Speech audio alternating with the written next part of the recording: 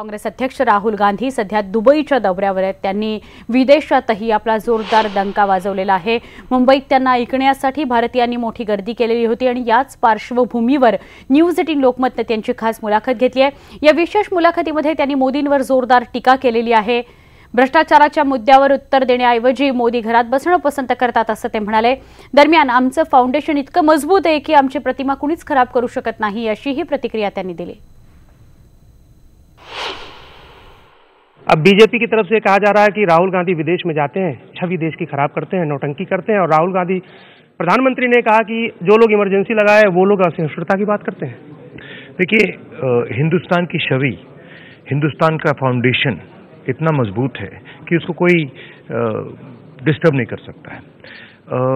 मुझसे press conference में सवाल पूछा जाता है बेरोजगारी के बारे में, मुझसे सवाल पूछा जाता है भ्रष्टाचार, राफेल के बारे में। अब मुझे जवाब तो देना ही पड़ेगा। मैं ये तो नहीं कह सकता हूँ कि भाई मैं आपको जवाब नहीं दूंगा। मोदी जी घर बैठ जाते हैं, पार्लियामेंट हाउस में आते नहीं हैं, डर जाते हैं, राफेल से डरते हैं, तो मैं तो जवाब देता हूँ।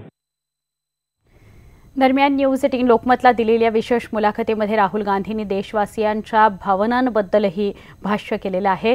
त्यांनी आम्ही नाही तर देशातील जनता त्यांना हटवणार आहे असं ते म्हणाले। त्यांनी देशातील युवा, शेतकरी यांना दिलेल्या आश्वासनांची पूर्तता केलेली नाहीये। गेल्या 5 वर्षात देशात खूप बदल झालेत, पण ते योग्य रीतीने झाले नसल्याची टीका त्यांनी केली आहे। आप तो कह रहे हैं कि हटा देंगे 2019 में, मैं नहीं हटाऊंगा। हिंदुस्तान की जनता हटाएगी। हिंदुस्तान के किसान, छोटे दुकानदार, युवा, नरेंद्र मोदी जी ने वायदा किया था 5 साल में हिंदुस्तान को बदल देंगे, बदल दिया, मगर गलत तरीके से बदला। जो भरोसा लोगों में था, मुझे याद है, जो भरोसा युवाओं में था वो आज टूट गया है। मुझसे बात करते हैं, कहते हैं हमारा बेवकूफ बना दिया मोदी जी ने, हमारा टाइम जाया किया नरेंद्र मोदी जी ने, इनको अब हम निकालने वाले हैं। ये हिंदुस्तान की भावना है। राहुल गांधींची ही सगळीच्या सगळी मुलाखत तुम्ही आज संध्याकाळी फक्त न्यूज 18 लोकमतवर पाहणार आहात, त्यामुळे पाहत रहा न्यूज 18 लोकमत। आता एका अत्यंत महत्त्वाच्या बातमीकडे आपण वळतो। ही ब्रेकिंग न्यूज येते। बेस्टच्या बजेटच्या विलीनीकरणाचा शब्द मी दिला होता, तो मी पूर्ण करेन असं उद्धव ठाकरे म्हणालेले आहेत। शिवसेना पक्षप्रमुख उद्धव ठाकरेंनी असं म्हटलंय, बजेटच्या विलीनीकरणासंदर्भातला जो शब्द मी दिला होता तो मी पूर्ण करेन, पण दुसरीकडे त्यांनी आवाजवी मागण्या करण्यासंदर्भातला सूर सुद्धा अडवलेला आहे। दरम्यान खासगीकरण हा अंतिम पर्याय नाही, खासगीकरण जरी करायचं झालं तरी मालकी हक्क आम्ही जाऊ देणार नाही असंही उद्धव ठाकरे म्हणाले आहेत। बेस्टच्या बजेटच्या विलीनीकरणाचा माझा शब्द मी पूर्ण करेन अशी प्रतिक्रिया उद्धव ठाकरेंनी बेस्ट संपाबाबत दिली आहे। आपण काय म्हणाले उद्धव ठाकरे त्यावर नजर टाकूया। गेले अनेक वर्ष हा सगळा मराठी माता, भगिनी आणि बांधव हा शिवसेनेसोबत राहिला आहे। शिवसेना त्यांच्यासोबत कालही होती, आजही आणि उद्याही राहील। प्रश्न जो काही निर्माण झालेला आहे, मला असं वाटतं की आता एकमेकावरती आरोप करण्याचा वेळ नाहीये। गेल्या काही वर्षांपूर्वी मान्यताप्राप्त युनियननी, त्यावेळेला मला वाटतं माननीय शरदराव साहेब होते आणि तत्कालीन जे कोणी बसचे महाव्यवस्थापक वगैरे असतील, कदाचित गुप्ता किंवा असतील कोणी, यांच्यामध्ये करार होऊन आत्ताचा जो विषय निर्माण झालेला आहे त्यांची वेतन श्रेणी ठरवली गेली आणि ती वेतन श्रेणी ठरवल्यानंतर आत्तापर्यंत त्याच वेतन श्रेणीनुसार त्यांना जे काही त्यांचं मानधन म्हणा किंवा पगार आहे, वेतन आहे, हे दिलं जातं। आत्ताची जी एकूण परिस्थिती आहे, गेल्या गुरुवारी बराच वेळ आम्ही युनियनसोबत बोललो, मी स्वतः त्याच्यामध्ये होतो, महापौर निवासावरती आपल्याला सगळ्यांना माहिती आहे। आणि आत्ताची परिस्थिती बघितल्यानंतर एकूणच आर्थिक परिस्थितीचा विचार केल्यानंतर आर्थिक परिस्थिती बिकट आहे। पण याचा अर्थ असा नाही की माझ्या कर्मचाऱ्यांना तोंडाला पानं पुसली पाहिजेत असं त्याचा अर्थ नाही। त्यांच्या हक्काचं जे आहे ते त्यांना दिलं गेलंच पाहिजे, त्या मताचा मी आज नाही नेहमीच असणार आहे। आणि म्हणून परवा आम्ही बाबा सगळ्यांनी समजुतीने यातून मार्ग काढून काय करता येईल याबद्दल एक बैठक घेतली। दुर्दैवाने त्या बैठकीतून तसं निष्पन्न निघालं नाही। महापालिकेकडनं म्हणजे आयुक्तांकडनं एक प्रस्ताव दिला गेला। तो प्रस्ताव दिला गेल्यानंतर तेव्हा सगळेच होते, शशांक चव्हाण त्यांचे सगळे साथी सोबती होते. त्यांनी आम्हाला सांगितले की आम्ही ठीक आहे, उद्या सकाळी आमच्या कर्मचाऱ्यांशी बोलतो आणि याच्याबद्दल आपलं मत कळवतो. आता ह्या बोलण्या ह्या अशाच होतात की एक सुरुवात होते आणि त्याच्यानंतर कुठेतरी एक मी सुवर्ण नाही म्हणत पण मध्य गाठला जातो.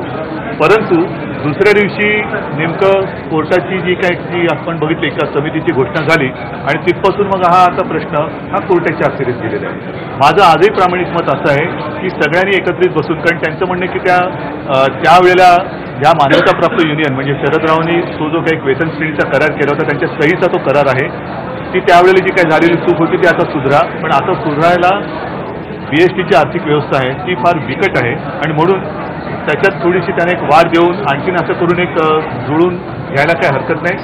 राहता राहिला प्रश्न, जे एक वचन मी दिलं होतं की दोन्ही अर्थसंकल्प एकत्रित करा, महापालिका आणि बेस्टचा, तसा ठरावही मंजूर झालेला आहे. परंतु तो एकत्रीकरण त्याचं विलिनीकरण करताना साहजिकच आहे तोट्यात चाललेली बस सेवा जर का अगदी नफ्यात, कारण ही सेवा देणारी एक संस्था आहे, त्याच्यामुळे नफ्याचा विचार न करता नो लॉस नो प्रॉफिट किंवा कमीत कमी तोटा होईल अशा पद्धतीने त्याच्यामध्ये काही सुधारणा करण्याची गरज आहे. त्या सुधारणा सुद्धा ह्या मान्यताप्राप्त युनियनसमोर ठेवलेल्या आहेत. त्या सुधारणाबाबत सुद्धा काही चर्चा होऊ शकते आणि एकूणच मग वेतन कराराचा जो प्रश्न आहे तो हा प्रश्न असं एकत्रित करून जितका वेळ लागेल, आता 1-2 दिवस वेळ म्हणजे महिने नाही, पण जितका वेळ लागेल तितका वेळ मी द्यायला तयार आहे. जर त्यांना माझी आवश्यकता असली तर मी स्वतःची जबाबदारी घ्यायला तयार आहे आणि एकत्रित बसून सगळ्यांनी जर त्या समजुतीने याच्यात विचार केला तर मार्ग नक्की निघू शकतो. जी 2 महत्त्वाची मुद्दे, एक तर विलिनीकरणाचा विषय म्हटला बजेटचा, तो महानगरपालिकेत मंजूर केला असला तरी तो सरकारकडे मंजुरी नाही गेलेला. नाही, तसं नाहीये. त्याच्यामध्ये एक मूळ अडचण अशी आहे की आहे तसं काय बघा की पूर्वी सप्लायमध्ये जो काही नफा व्हायचा तो आपण वाहतुकीत टाकत होता असं झालं की सप्लायला सुद्धा एकूण प्रतिस्पर्धी निर्माण झाले. मग पहिले ती MSCB होती, आता मग अदानी आले, आणखीन काय आले, टाटा आहे. ते करताना सप्लायमध्ये जे काही अपग्रेडेशन व्हायला पाहिजे होतं तांत्रिकदृष्ट्या ते करू शकले नाही, कारण तिथला नफा इकडे टाकत होते आणि मग हा BSTचा तोटा, निदान तोटा तरी वाढणार नाही अशा पद्धतीने काही सुधारणा करण्याची गरज आहे. त्या सुधारणांमध्ये एक मुद्दा जो वादाचा नेहमी असतो तो कंत्राट.